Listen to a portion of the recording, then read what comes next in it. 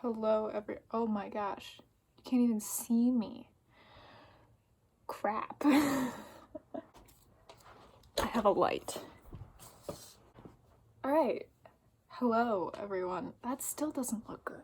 Hello, everyone. It has now been 5 months since I've recorded a video. But I'm back. My skin is clear. I'm 10 pounds lighter. And I've been reading. I just stopped making videos because I didn't think I was very good at it, and it kind of just never became a routine. And I'm also not very good at being on camera. I make a lot of pauses, and editing videos that I make is just like, it takes a while because there's like clips of me just sitting there staring off into space thinking. Anyways, I wanted to return to this channel and see if, I would have a fun time making videos, and if I fall off the face of the earth again, then I think that maybe making videos just isn't for me. I don't know. Okay, I feel like you're too high. You're currently sitting on a stack of books. I ran out of room on my bookshelf, and so I had to move all my like high priority books into like various stacks around my room. I'd show you, but my room is also messy, so I won't do that. I think I might have to remove some books from high priority to make this look better. I don't know. I don't think anything looks good right now. Is that better? Oh my god, my bed. So I thought we would do the mid-year book freak out tag, and I'm obviously very prepared because I'm Googling it right now. Question number 1 is the best book you've read so far in 2020. That is a very easy question. Ooh, I don't know if I should pick between book 1 or book 2. We're gonna go with book 2. The best book I've read so far this year is Words of Radiance by Brandon Sanderson. And I have a feeling that as soon as I read Oathbringer, which will be soon, since it's sitting on the floor by my bed, that will surpass Words of Radiance. I'm not gonna jinx it, but I'm confident. I started the Stormlight Archives this year, finally, and I have never been happier with a decision in my life. This quickly jumped to the top of my favorite books of all time. It hasn't surpassed my favorite book, which is Brave New World, but it is now in the 2nd spot. And that's like kind of hard to do with me because I'm stubborn. I absolutely fell in love with everything that Brandon Sanderson created in these first 2 books. I feel like I'm not saying anything of note here because my feelings are so raw that I don't even know how to say anything without feeling like I'm doing it injustice. So I'm not gonna say much. Just read it. I fucked it up. The second question on here is the best sequel you've read so far in 2020. So, oops. New release you haven't read yet, but want to. In 2020?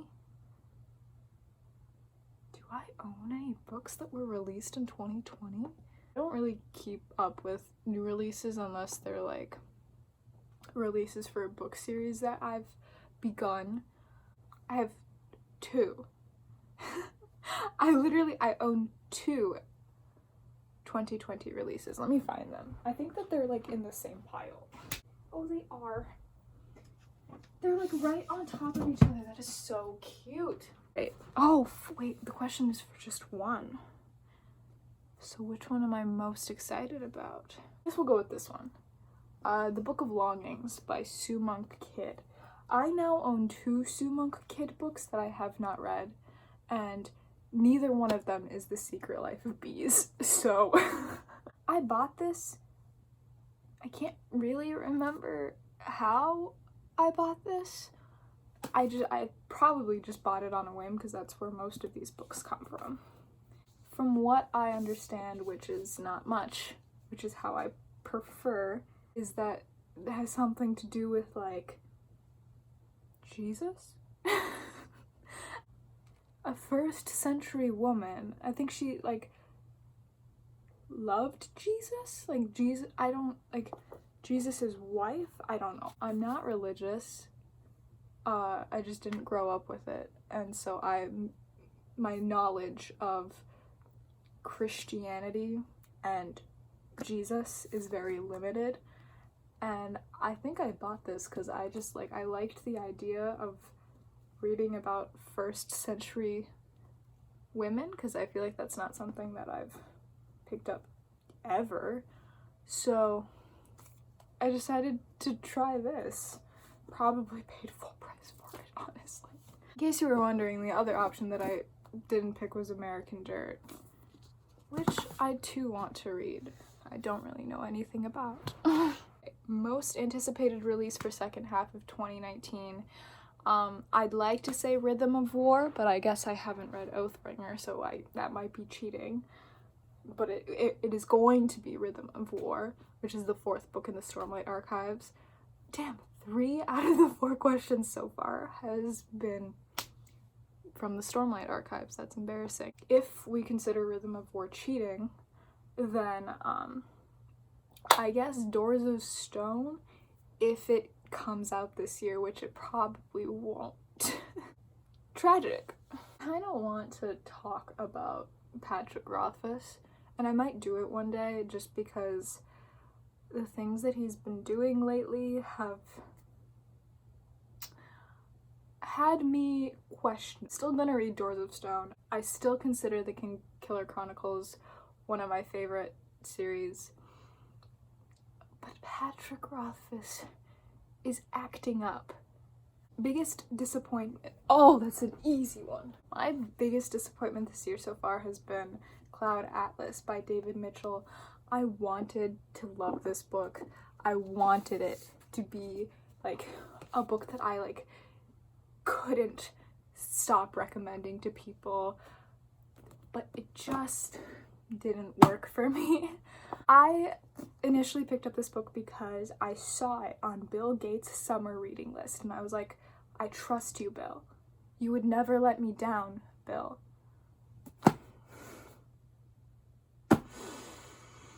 I didn't hate this book. I didn't think it was the worst thing in the world. It just, I was expecting it to be highly rated. And it ended up being, I think, a 3.5, which, you know, I liked it. It's average. I think to me, the style just didn't work with me. It's clever. What he did with the style of the book was clever, but I was frustrated. I don't want to go into, like, too much detail, but essentially this book follows, I think it's 6 different perspectives, each from different time periods, and how the stories intertwine. And I think it was 2 of the perspectives drove me nuts to read. One of them was the one from the 1850s. It was written in journal entries, which meant that it was, like, all 19th century prose, and honestly I felt like I was reading an A+DBQ. I know a lot of words, but there were some words in there where I was like, what does this mean? And then the absolute worst one, like, I could get through the A+DBQ, but the real slog lied right in the middle, which was the Zachary chapters.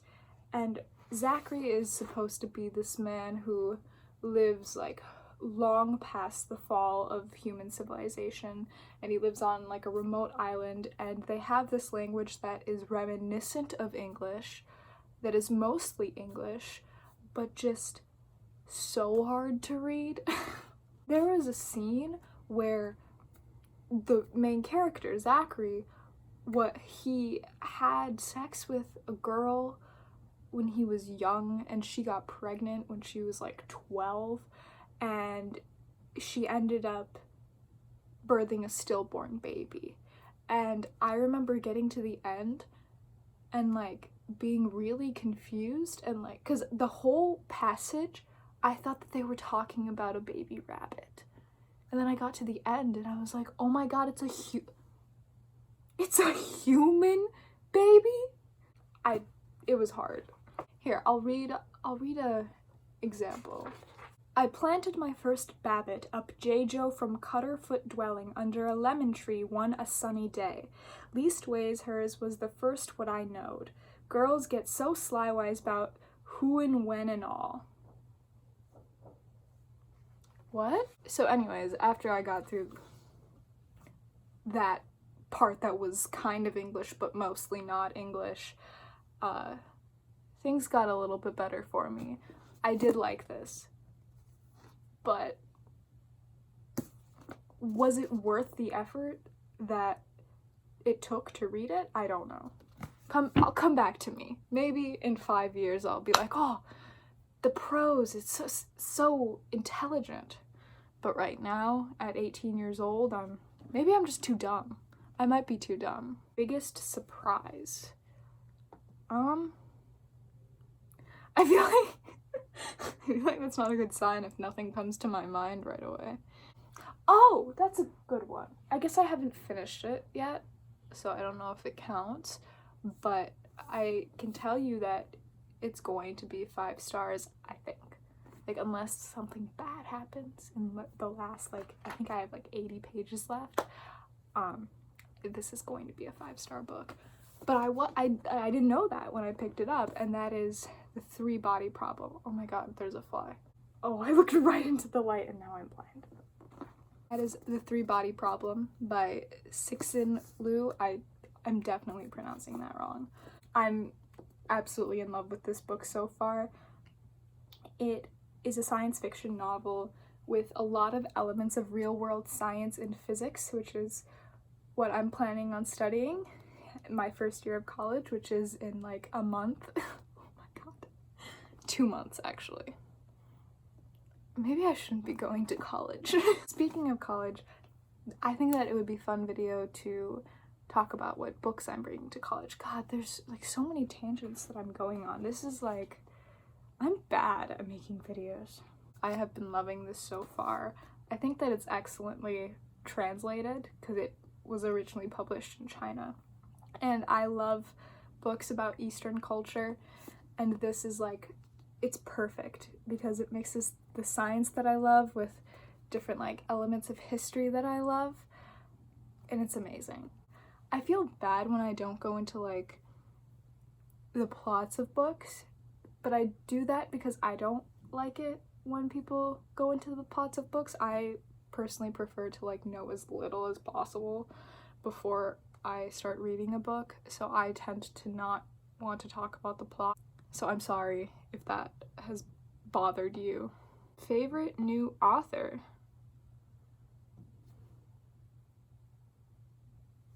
Oh,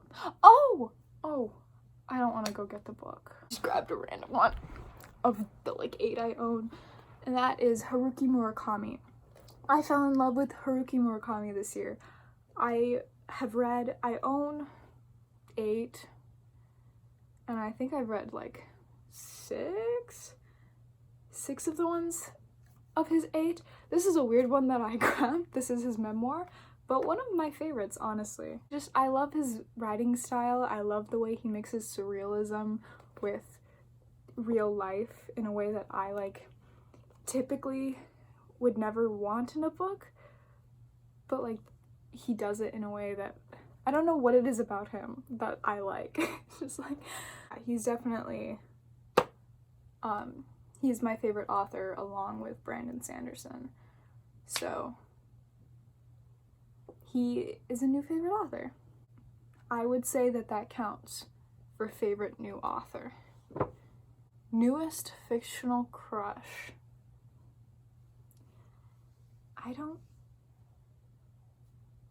We're skipping that question. Newest favorite character. I want to go back here, but I feel bad going back here, but I think we have to go back here, and that is Shaolin from the Stormlight Archives. My brother says Shalon, but that's weird to me, so I'm gonna keep saying Shaolin. I like Shaolin because she reminds me of myself in a lot of ways. Her like pragmatic intelligence mixed with like witty banter, and just the way that she goes about her life is a little bit more extroverted than myself. I guess she's everything I want to be. No, that's a lie. Josna from this book is everything that I want to be, but I think I'm more of a Shaolin. Is Josna my favorite character? I don't know. I don't like thinking about this. This is making my head hurt. Book that made you cry.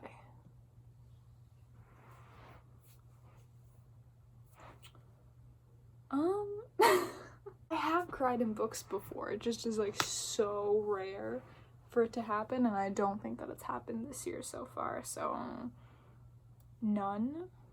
Book that made you happy. I don't know if I'm on the right like tag or not. I literally clicked the first link. Favorite book to movie adaptation you saw this year? I don't watch movies. Only book to movie adaptation I watched this year was Cloud Atlas, and that was because I just wanted to see how it was adapted, and I also like Tom Hanks. So the movie was good. I think I had a better time watching the movie just because I didn't have to read frickin' Slush's Crossing and everything in between. Anyways, favorite review you've written this year? I don't have cohesive enough thoughts to give good reviews. Most beautiful book you bought so far this year? Oh my god, I have purchased so many books this year, it's insane. I don't know how to answer this question because I have really weird tastes in book covers. I like don't really like think about the aesthetics, and I think more about like what like does it look like something that's appealing to me? Like I like really weird covers.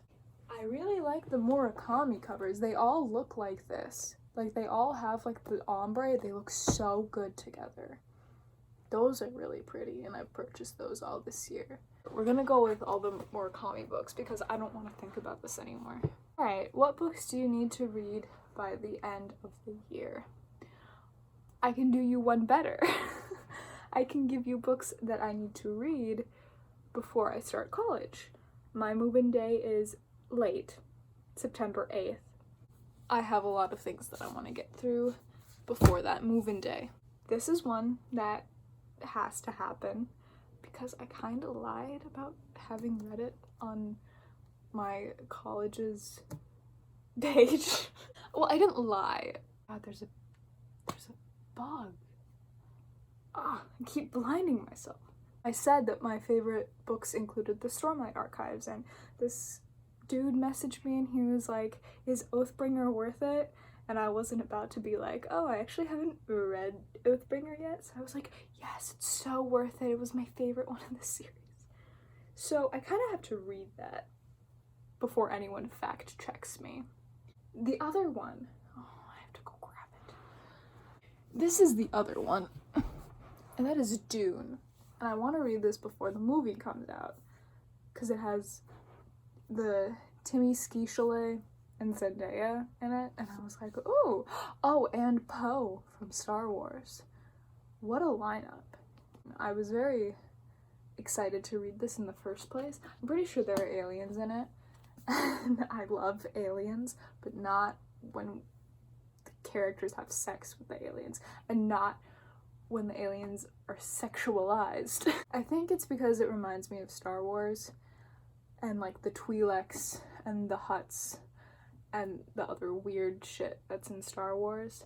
It's not too long. It's like a 700-page book. Oh, no, not even. Like six